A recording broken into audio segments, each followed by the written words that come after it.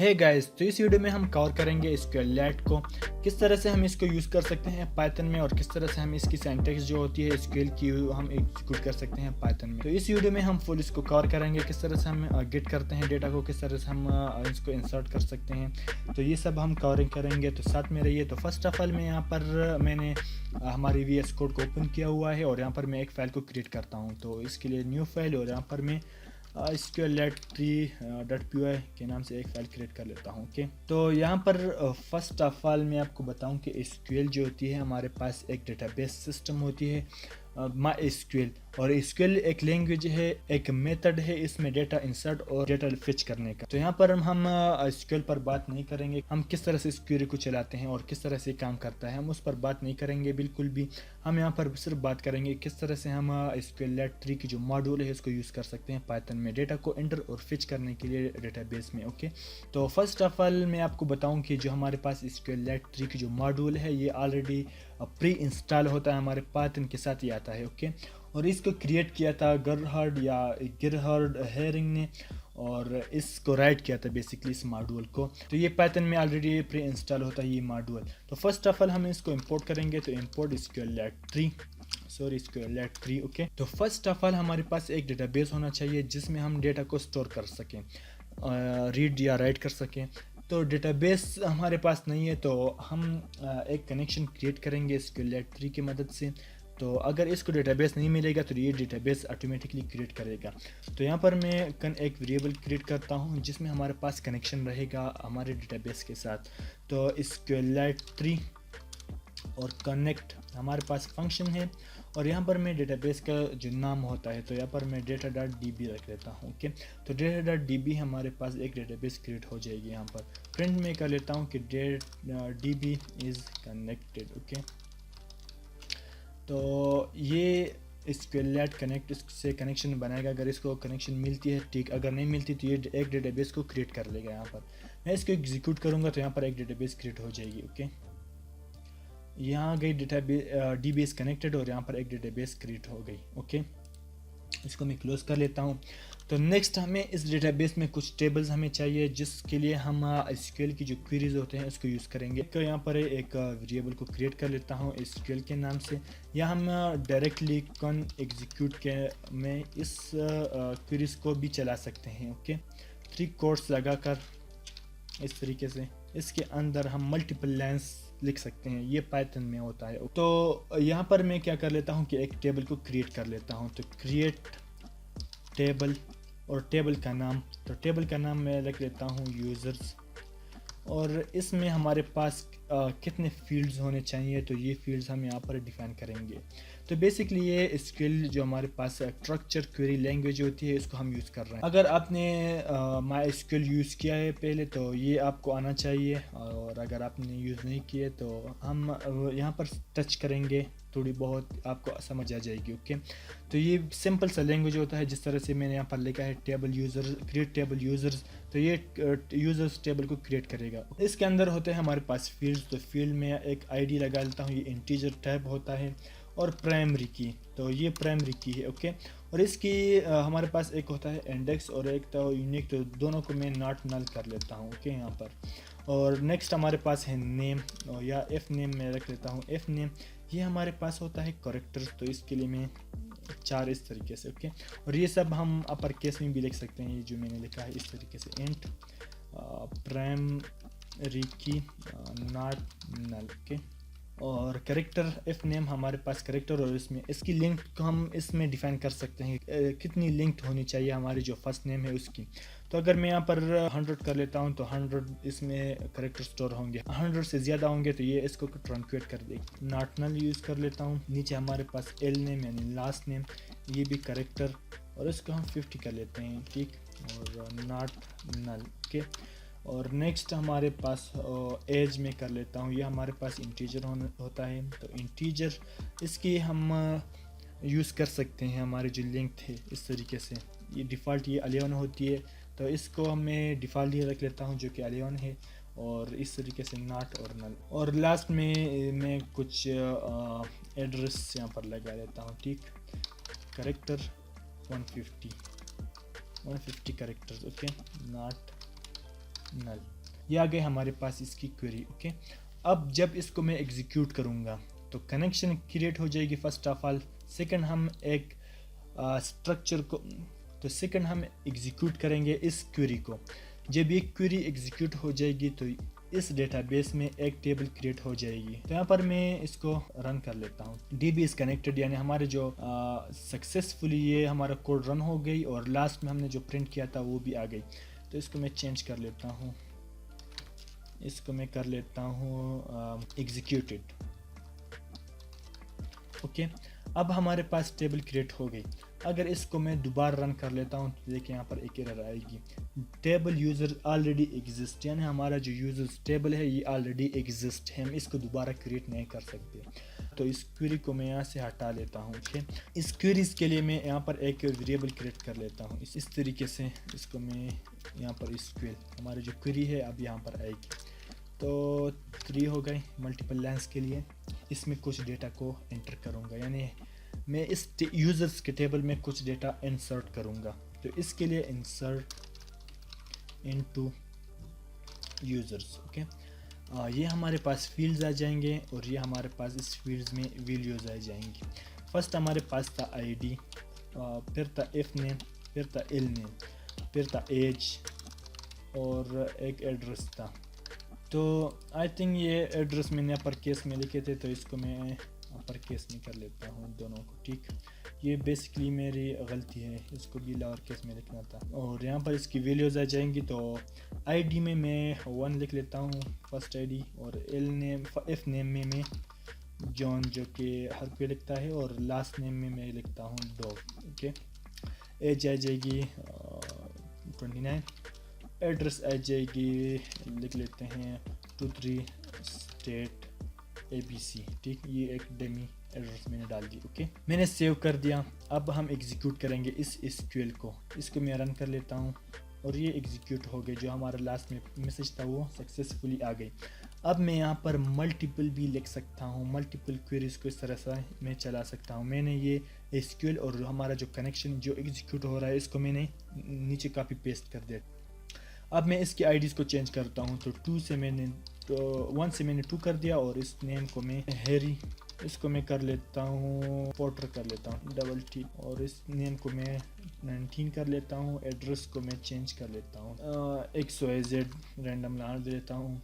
इसको मैं कर लेता हूँ 3, इसको मैं कर लेता हूँ आइंस्टाइन, इस तरीके से इसको कर लेते हैं। XYZ में इसको मैं 60 कर लेता हूँ, 69 हो गए। ठीक, कोई बात नहीं, इसको मैं इस तरह से रैंडम डाल लेता हूँ।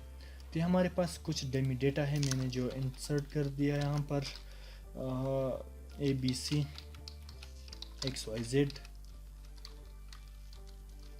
52, और ये हमारे पास ABC XYZ 1 2 3।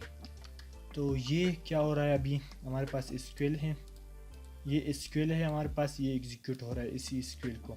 नेक्स्ट हमारे पास फिर SQL है, फिर एग्जीक्यूट हो रहा है, फिर SQL है, फिर एग्जीक्यूट हो रहा है। तो बेसिकली हमारे पास ये डेटा इसमें इंसर्ट हो जाएगी, जो कि ID 2 3 और 4 और 1 को हमने पहले इसमें इंसर्ट कर दिया है। ओके, तो ये एग्जीक्यूट हो जाएंगे। अब हमें नेक्स्ट क्या करना है कि इस डेटा को हमने ट्रांजेक्शन करनी है। तो ट्रांजेक्शन करने के लिए हमारे पास फंक्शन होता है con.commit। कमिट क्या कर लेता है, जो चेंजेस हमने की है इसको ये कमिट कर लेगा, यानी इसकी ट्रांजैक्शन कर देगा डेटाबेस में, ट्रांजैक्शन टू DB। ओके, तो जब हम इसको कमिट नहीं करेंगे तो ये हमारी जो कनेक्शन है, जो हमने जो क्वेरीज को एग्जीक्यूट किया है, ये कमिट यानी ट्रांजैक्शन इसकी नहीं होगी। तो इसको हम ट्रांजैक्शन करेंगे और लास्ट में हमारे जो डेटाबेस की जो कनेक्शन है इसको हम क्लोज कर लेंगे।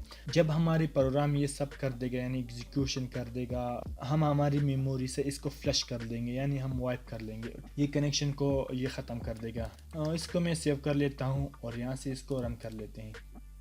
एग्जीक्यूटेड, यानी ये सक्सेसफुली एग्जीक्यूट हो गई। इसके ऑपरेशन मैंने आपको बता दिया। अब अगर इसको मैं दोबारा रन करूं तो ये सारा डेटा इसमें दोबारा एंटर हो जाएगा।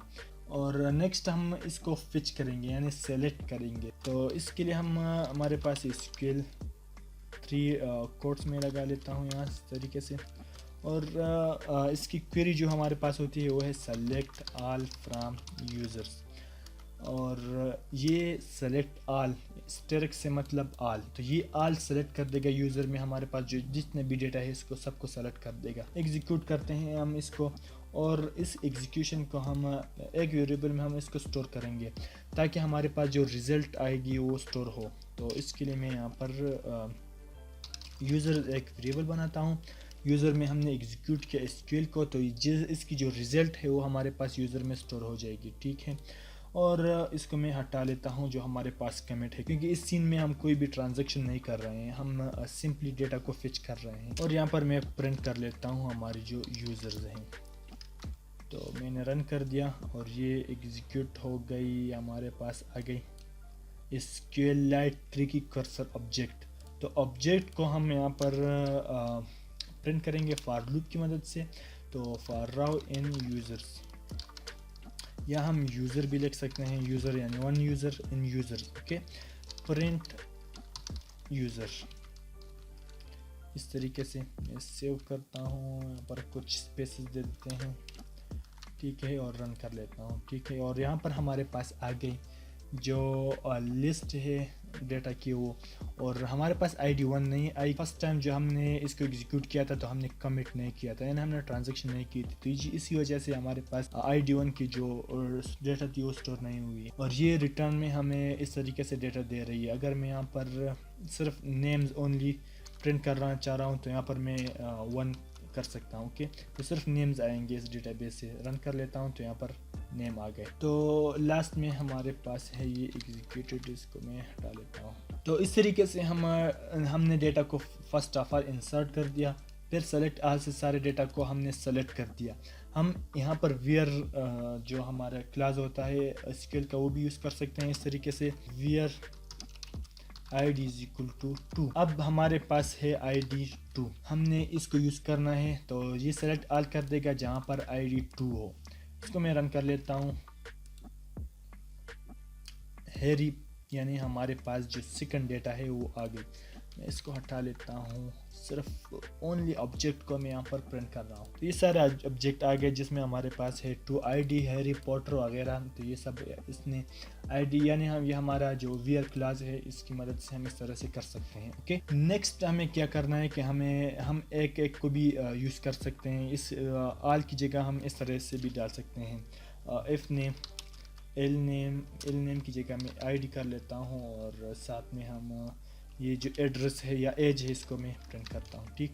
F name ID age, run करता हूँ तो ये सिर्फ एफ नेम ID और एज आ गई, ठीक है, इस तरीके से। तो नेक्स्ट हम इसको करेंगे अपडेट, ये थर्ड ऑपरेशन है हमारा। तो अपडेट इस तरीके से टेबल का नाम लिखेंगे तो यूज़र, और सेट करेंगे।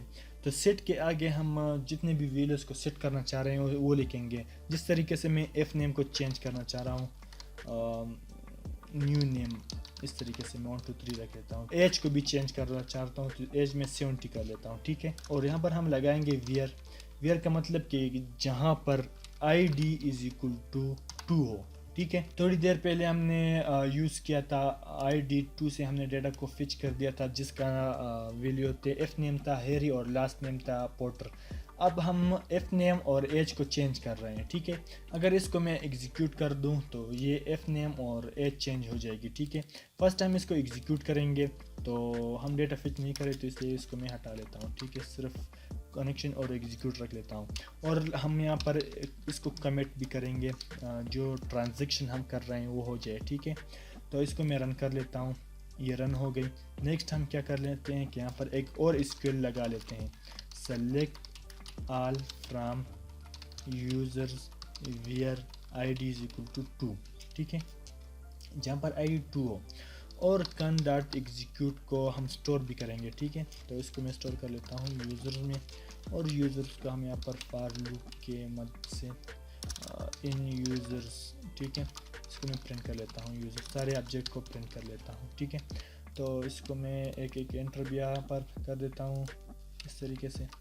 और यहाँ पर इसको हम रन कर लेते हैं। तो यहाँ पर आप देख सकते हैं कि ये सक्सेसफुली इसने नेम को चेंज कर दिया, न्यू नेम रख दिया और इस सबको इसने चेंज कर दिया। एल नेम जो हमारा लास्ट नेम है वो पहले की तरह है, ओल्ड नेम है, ठीक है, और एज इसने चेंज कर दिया है, ठीक। तो इस तरीके से हमारी जो अपडेट ऑपरेशन है वो परफॉर्म हो गई है। फर्स्ट हमने इंसर्ट किया, फिर सेलेक्ट किया, अब अपडेट किया, तो लास्ट में हमारे पास बच जाती है डिलीट। किस तरह से हम डिलीट कर सकते हैं? तो डिलीट करना भी बिल्कुल ईजी है। यहाँ पर हमें इस तरीके से लिख सकते हैं, delete from users where id is equal to, मैं यहाँ पर id 2 कर लेता हूँ कि 2 में जो डेटा है हमारे पास वो डिलीट हो जाए। और साथ में ये लास्ट में हम सेलेक्ट ऑल करेंगे और फ्रॉम वेयर क्लास में हटा लेता हूँ, ठीक है। सब डेटा को मैं यहाँ पर प्रिंट करता हूँ। तो हमारे पास डिलीट आ गई SQL, delete from users where id is equal to 2, delete कर दो यूज़र से जहाँ पर id 2 हो, ठीक है। यहाँ पर हम इसको कर रहे हैं कमिट। अब मैं रन कर लेता हूँ तो आप देख सकते हैं कि 3 और 4 डेटा हमारे पास रह गई और 2 जो है वो डिलीट हो गई है, ठीक है।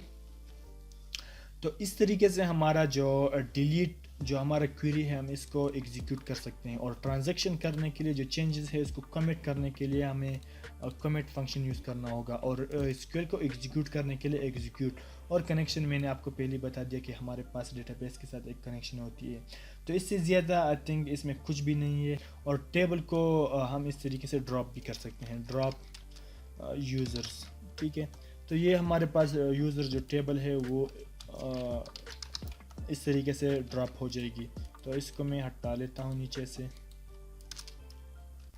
कमिट करते हैं, एग्जीक्यूट करते हैं अभी। तो ये एग्जीक्यूट हो गए। अब हमारे पास ये नहीं रहेगा तो हम अब मैं सेलेक्ट, ये ड्रॉप का मतलब बेसिकली डिलीट होता है। तो हमने इस टेबल को डिलीट कर दिया यूज़र्स को, तो सेलेक्ट ऑल फ्रॉम यूज़र्स। अब इसको में हम एग्जीक्यूट करेंगे तो यहाँ पर ये आ गया कि नो सच टेबल यूज़र, क्योंकि उसको हमने ड्रॉप कर दिया। तो फर्स्ट ऑफ ऑल हमने टेबल को क्रिएट कर दिया, सेकंड हमने इसमें डेटा इंसर्ट कर दिया, फिर सेलेक्ट कर दिया, फिर डिलीट कर दिया, फिर अपडेट कर दिया, और लास्ट में हमने उसी टेबल को डिलीट कर दिया। तो ये हमारे पास बेसिक ऑपरेशंस होते हैं जो हम SQL में परफॉर्म करते हैं। और उसी SQL में जो ऑपरेशन हम परफॉर्म करते हैं वही ऑपरेशन हम SQLite 3 में भी कर सकते हैं। तो SQLite 3 कुछ भी नहीं है, सिर्फ एक मॉड्यूल है जिसमें हम मुख्तलिफ फंक्शंस को यूज़ करके हम अपने डेटाबेस में डेटा इंसर्ट और डिलीट, अपडेट ये सब कर सकते हैं। ओके, तो मिलते हैं नेक्स्ट वीडियो में, बाय।